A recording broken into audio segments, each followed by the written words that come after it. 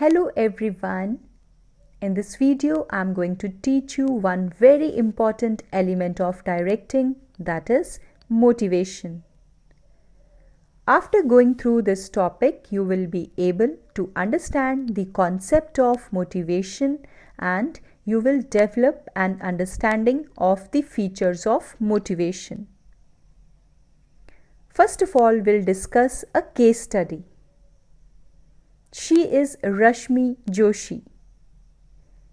Rashmi Joshi had been a district sales manager with Fine Productions for 10 years. She was recognized by her peers and supervisors as a person who managed department in a good way. However, everyone realized that Rashmi was extremely ambitious and was seeking a higher level management position in the company. When one of her sales representatives did a good job, she would attempt to take the credit.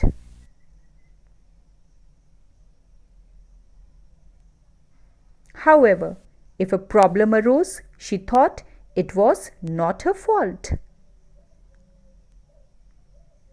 When the marketing manager retired, Rashmi applied for the position. The company decided to do a thorough search because of the responsibility and importance associated with the position. The meeting was conducted. When the search was concluded, the decision was made to fill the position by a person from outside the company.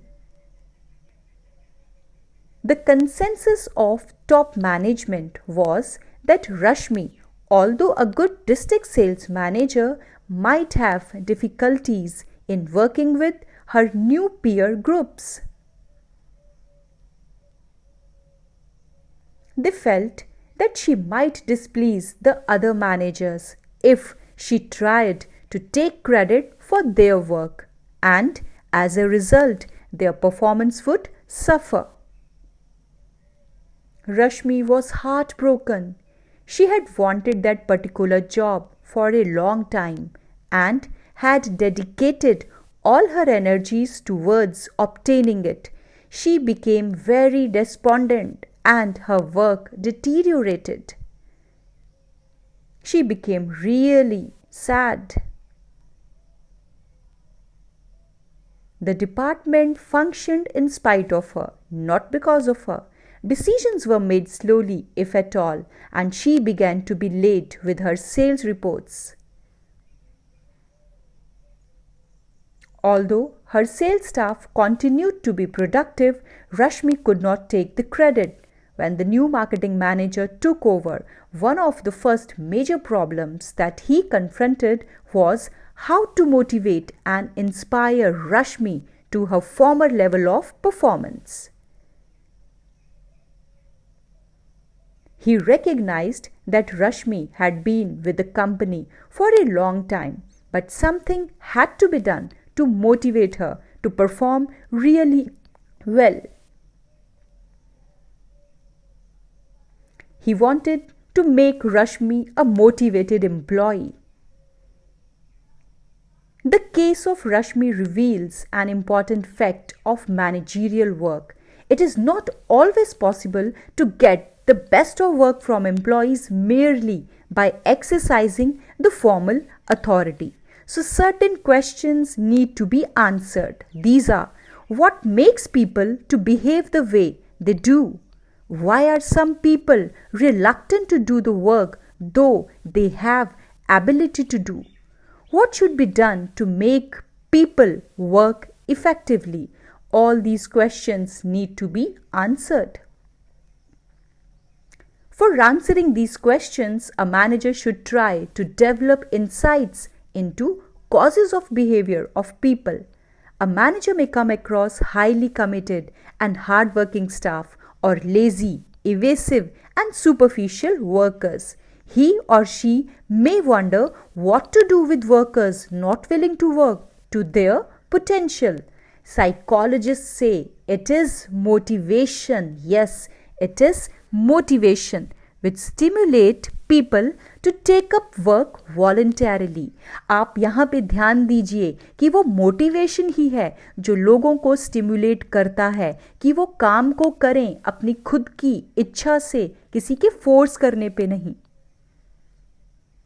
अगर एक employ motivated होगा तभी वो अपने काम के साथ justice कर पाएगा, और अगर एम्प्लॉयज हैप्पी हैं तो कंपनी भी उसी चीज से करती है grow. First of all, we'll discuss the meaning of motivation. Motivation means incitement or inducement to act or move. In business context, it means the process of making subordinates to act in a desired manner to achieve certain organizational goals. Employees जो हैं आपके, जो subordinates हैं, आप उन्हें क्या करेंगे यहाँ पर? आप करेंगे उन्हें इंड्यूस करेंगे, मोटिवेट करेंगे ताकि वो ऑर्गेनाइजेशन के जो गोल्स हैं उन्हें अच्छे से अचीव कर सकें. इसी प्रोसेस को हम क्या बोलते हैं? इंड्यूसमेंट के प्रोसेस को ही कहा जाता है motivation. Next is the definition of motivation. William G Scott ने कहा, motivation means a process of stimulating people to action to accomplish the desired goals. तो मोटिवेशन एक स्टिम्युलेट करने का प्रोसेस है. आप लोगों को स्टिम्युलेट करेंगे, उन्हें मोटिवेट करेंगे ताकि वो क्या करें? एक्शन करें, अच्छे से काम करें ताकि जो गोल्स हैं ऑर्गेनाइजेशन के वो बहुत अच्छे से हो सके achieve. Now we'll discuss the terms of motivation. Motivation में यहाँ पे आपको 3 टर्म्स नजर आ रही हैं, मोटिव, मोटिवेशन एंड मोटिवेटर्स. सबसे पहले मोटिव किसे कहा जाता है? A motive is an inner state that energizes, activates और moves and directs behaviour towards goals. जो मोटिव होता है वो हमारे अंदर से एक फीलिंग आती है कि हमें कुछ करना है, कुछ हासिल करना है. मोटिव अराइज होते हैं एक इंडिविजुअल की नीड से, उसकी ज़रूरत से. Realisation of a motive causes restlessness in the individual. आप उस मोटिव को हासिल करना चाहते हैं और वही बात आपके अंदर एक रेस्टलेसनेस को क्रिएट करती है, एक इंडिविजुअल को प्रॉम्प्ट करती है कि वो क्या ले, वो एक्शन ले ताकि उसकी जो रेस्टलेसनेस है वो क्या हो सके? रिड्यूस हो सके. तो यहाँ पे हमने बात की मोटिव की. तो मोटिव क्या है? मोटिव एक इनर स्टेट है जो आपको क्या करेगी? आपको करेगी एक्टिवेट. आप क्या करें? आप लें एक एक्शन, आपको एक्शन लेने के लिए करती है प्रॉम्प्ट ताकि आप अपनी उस रेस्टलेसनेस को हटाएं और अपने मोटिव को कर सकें हासिल. एग्जाम्पल के तौर पे, the need for food causes hunger on account of which a man searches for food. जब आपको भूख लगती है तभी आप खाने की सर्च करते हैं. तो यहाँ पे आपका मोटिव क्या है? कि आपको अपनी भूख को मिटाना है. तो मोटिव कोई भी हो सकता है. आपका मोटिव आपकी जॉब सिक्योरिटी हो सकती है, एफिलिएशन हो सकती है, आपको रिकग्निशन चाहिए, आपको कंफर्ट चाहिए. So anything could be your motive. तो मोटिव आपको क्या करेगा? मोटिव आपको करता है इंड्यूस कि आप लें ज़रूरी एक्शन ताकि आपका जो मोटिव है वो हो सके पूरा. नेक्स्ट टर्म है मोटिवेशन.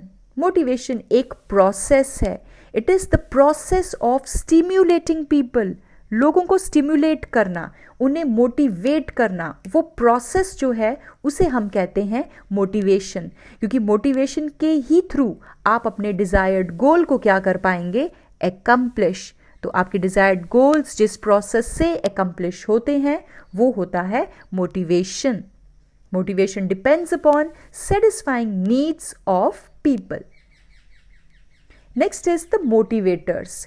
मोटिवेटर उस टेक्निक को कहा जाता है जो यूज की जाती है लोगों को मोटिवेट करने के लिए. तो मोटिवेटर एक टेक्निक है which is use to motivate people in an organisation. क्या हो सकते हैं मोटिवेटर्स? एक मैनेजर कई प्रकार के मोटिवेटर्स यूज कर सकता है एम्प्लॉय को मोटिवेट करने के लिए, जैसे पे दे सकता है, बोनस दे सकता है, प्रमोशन दे सकता है, पहचान दे सकता है, रिकग्निशन, उसकी तारीफ कर सकता है और उसे रिस्पॉन्सिबिलिटी एटसेट्रा दे सकता है, ताकि वो एम्प्लॉय अपना बेस्ट कंट्रीब्यूट करे अपनी ऑर्गेनाइजेशन के लिए। तो सारी टेक्निक्स जो यूज़ की जाती हैं लोगों को मोटिवेट करने के लिए, वो कहलाते हैं मोटिवेटर्स। तो मोटिवेशन एक ऑर्गेनाइजेशन के लिए बहुत ज़्यादा ज़रूरी है। Next is the features of motivation. Motivation का पहला फीचर है motivation is an internal feeling. Motivation अंदर से आती है।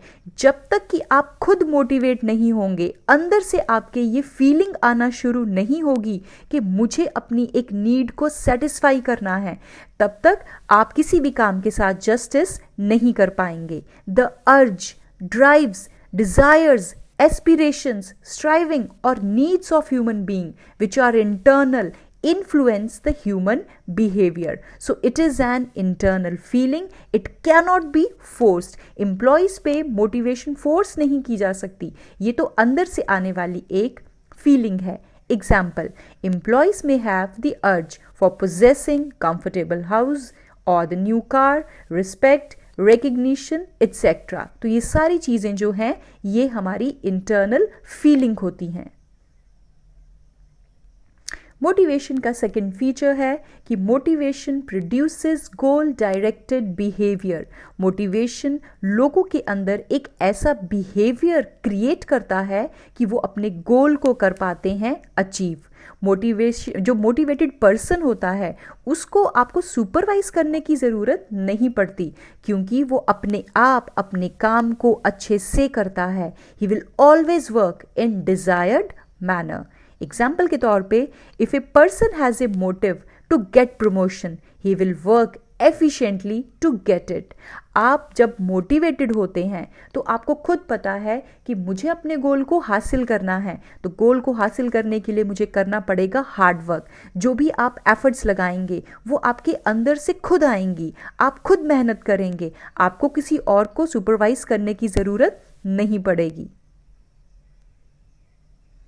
Third is motivation can be either positive or negative. Motivation करने के लिए पॉजिटिव और नेगेटिव दोनों प्रकार की टेक्निक्स का इस्तेमाल किया जा सकता है। अगर हम बात करें तो एक मैनेजर सिर्फ पॉजिटिव तरीके नहीं अपनाता अपने एम्प्लॉय को मोटिवेट करने के लिए, वो नेगेटिव तरीके भी अपना सकता है।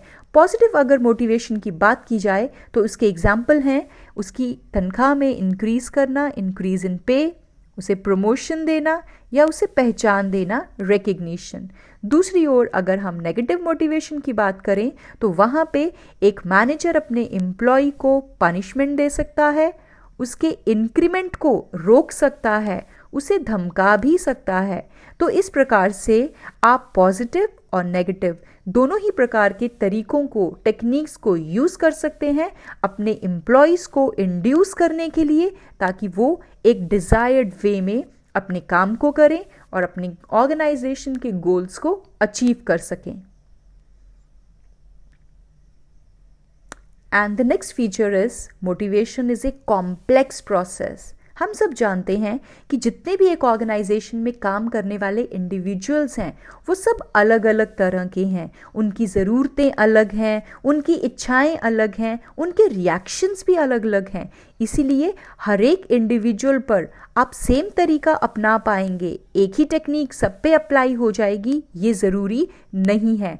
आपको देखना पड़ेगा कि कैसा पर्सन है और किस पर्सन के ऊपर आप कौन सी टेक्निक इस्तेमाल करेंगे, ये मैनेजर को सोचना है। So any type of motivation may not have uniform effect on all the members. तो मैनेजर की ये ड्यूटी बनती है अपने एम्प्लॉयज़ को अच्छे से समझे, एम्प्लॉयज़ को समझने के बाद देखे कि कौन से एम्प्लॉय के ऊपर मुझे कौन सी टेक्निक को इस्तेमाल करना है ताकि एम्प्लॉय मोटिवेटेड रहे और अपने काम को बहुत अच्छे से करे और अपनी ऑर्गेनाइजेशन के गोल्स को अचीव करे. सो motivation is a very important element of directing.